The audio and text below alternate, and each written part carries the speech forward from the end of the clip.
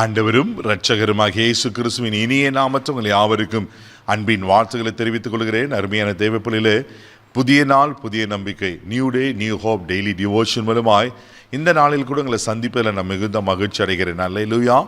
இன்றைக்கு கூட கர்த்தர் நமக்கு கொடுக்கிற வார்த்தை என்ன?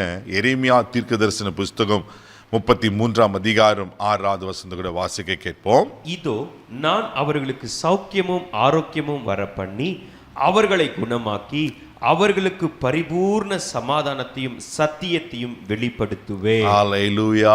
உங்களுக்கு தான் சொல்லாருங்க தேவப்பிள்ளையே, நம்மளுக்கு சௌக்கியத்தையும் ஆரோக்கியத்தை வரப்பண்ணுகிற கர்த்தர் ஆண்டவர் மாத்திரம் தான். ஒருவேளை என்ன பலவீனத்தோடு இதை நீங்கள் பார்த்து கொண்டிருக்கீங்க தெரியல, ஒருவேளை எப்படிப்பட்ட பலவீனங்கள் வந்துருமோன்னு பயந்து கொண்டிருக்கீங்க தெரியல, சோர்ந்து போகாதீங்க. ஆண்டவர் யார் என்று சொன்னால் அவர் சௌக்கியத்தையும் ஆரோக்கியத்தை வர பண்ணுகிற கர்த்தர். ஆமேன். அது மாத்திரம் இல்லாமல் அவர்களை குணமாக்கி, அது மாத்திரம் இல்லாமல் அவர்களுக்கு பரிபூர்ண சமாதானத்தையும் சத்தியத்தை நான் வெளிப்படுத்துவேன் நான் சொல்லுகிறார். இன்னைக்கு ஆண்டவர்களை குணமாக்க போகிறார். உங்கள் சரீரத்தில் இருக்கிற பலவீனங்கள், உங்கள் சரீரத்தில் இருக்கிற வியாதிகள், உங்கள் மனசில் இருக்கிற வேதனைகள், உங்கள் மனசில் இருக்கிற நோய்கள், உங்கள் மனசில் இருக்கிற ஆமேன் யாருக்கும் சொல்லப்பட முடியாத கஷ்டத்தை தேவப்பிள்ளையில அந்த பலவீனத்தையும் ஆண்டவர் மாற்றி உங்களை குணமாக்க உண்மையில் தேவனாக இருக்கிறார். அவர் ஆரோக்கியத்தை தருகிற கர்த்தர். அதனால தான் யாத்திராகம் 15:26 கூட நீங்கள் வாசிக்கும் போது நானே உன் பரிகாரியாகிய கர்த்தர் என்றார். ஆமேன். பாருங்க, நானே உன் பரிகாரிய கர்த்தர், நான் தான் உன்னை விடுதலை ஆக்கிற கர்த்தர், நான் தான் உன்னை சுகமாக்குற கர்த்தர். எப்பேற்பட்ட வியாதியோடு இருக்கிறீங்க தேவப்பிள்ளையில, தேவனால குணமாக்க முடியாத வியாதின்னு ஒன்று இருக்கா? எல்லா வியாதிகளுக்கும் அவர் சிலுவையில் பரிகாரம் செஞ்சுட்டாரு. அவருடைய தழும்புகளால் நாம் குணமாகிறோம் என்று ஆமேன் வாசித்தோம் அல்லவா? ஏசாயா 53:5 வாசிக்கிறோம், அவருடைய தழும்புள்ள கரங்களால் குணமாகிறோம் என்று. ஆமேன். அவர் நம்ம தழும்புல கரங்களால் குணமாக்கி இருக்கிறார். அவர் உங்களை விடுதலையை கொடுப்பார். சோர்ந்து போகாதீங்க. சங்கீதலின் புஸ்தகம் 6ஆம் சங்கீதம் 2வது வசனத்தை கூட நீங்க வாசிப்பீங்கன்னா, என்மேல் இரக்கமாயிரும் கர்த்தாவே, நான் பலனற்று போனேன், என்னை குணமாக்கும் கர்த்தாவே, என் எலும்புகள் நடுங்குகிறது. பாருங்க, என்மேல் இரக்கமாயிரு கர்த்தாவே, என்னை குணமாக்கும். ஆமென். நான் பலனற்று போனேன் ஆண்டவரே.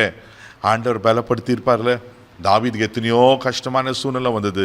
ஒருவேளை நீங்களும் இதே ஸ்டேட்மெண்ட் சொல்கிறீங்களா? என்னை குணமாக்கும்பா, பல வருஷமாக அந்த வியாதியில் கஷ்டப்படுறேன், பல நாட்கள் அந்த வியாதியில் கஷ்டப்படுறேன், ஒருவேளை எப்படிப்பட்ட காலத்தில் பலனற்று போயிருக்கீங்களோ, என்னை குணமாக்கும், என்னை பலப்படுத்தும் நீங்கள் கேட்பீங்கன்னா, ஆண்டவர்களை குணமாக்கி பலப்படுத்த உண்மையில் தேவனாக இருக்கிறார். அல்லேலூயா. வேதத்தில் ஒரு சம்பவத்தை காண்பிக்க விரும்புகிற மார்க் எழுதின சுவிசேஷம் 5ஆம் அதிகாரம் 25வது வசனத்தை கூட வாசிக்க கேட்போம். அப்பொழுது 12 வருஷமாய் பெரும்பாடு உள்ள ஒரு ஸ்திரீ, பாருங்க, 12 வருஷமாய் பெரும்பாடு உள்ள ஒரு ஸ்திரீ அப்படின்னா உதிரத்தின் ஊரலால கஷ்டப்பட்ட ஒரு ஸ்திரீ. அவள் அநேக வைத்தியர்களை போய் பார்க்குறா, பணத்தை செலவு பண்ணுறா, ஆனால் ஒருத்தர்களையும் அவருக்கு சுகமே கிடைக்கல. அவர் இன்னும் பலவீனமாகி தான் போய்கொண்டே இருக்கிறார். அப்போ தான் ஒரு நாள் இயேசு வருகிறதை அறிந்து இயேசுவுக்கு முன்பாக போய் எனக்கு இரங்கும் கர்த்தாவே என்று கூட கேட்க தைரியம் இல்லாமல் அவள் என்ன செய்கிறான்னா, அவர் பின்பாக நின்று வஸ்திரத்தின் ஓரத்தை தொடுகிறாள். அல்லேலூயா. அதை மார்க் 5:28 கூட நீங்கள் வாசிக்க பார்க்கலாம். ஜனக்கூட்டத்துக்குள்ளே அவருக்கு பின்னாக வந்து அவருடைய வஸ்திரத்தை தொட்டாள். உடனே அவளுடைய உதிரத்தின் ஊரல் நின்று போயிற்று. அந்த வேதனை நீங்கி ஆரோக்கியம் அடைந்ததை அவள் தன் சரீரத்தில் உணர்ந்தாள். பாருங்க, வஸ்திரத்தை தொட்டா, ஆனா 12 வருஷமாய் கஷ்டப்பட்டிருந்த அந்த வேதனை நீங்கி ஆரோக்கியம் அடைந்ததை உணர்ந்தாளாம். அவள் ஹீல் ஆயிட்டான்.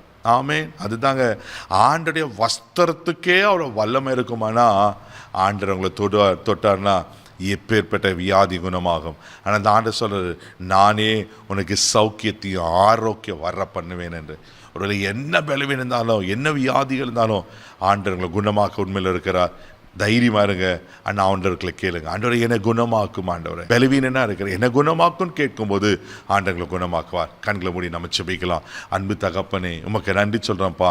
யார் எப்படிப்பட்ட வியாதியில் பலவீனத்தில் ஆண்டவரே கஷ்டப்பட்டு கொண்டு இருப்பாங்கன்னா, இன்றைக்கு இப்போது ஆரோக்கியத்தையும் சௌக்கியத்தையும் வர பண்ணுவேன்னு சொன்ன கர்த்தர் ஆண்டவரே இப்போது ஆரோக்கியமும் சௌக்கியமும் உண்டாவதாக ஜெபிக்கிறப்பா. எல்லா வியாதியின் கூறுகள் முறிக்கப்படுவதாக.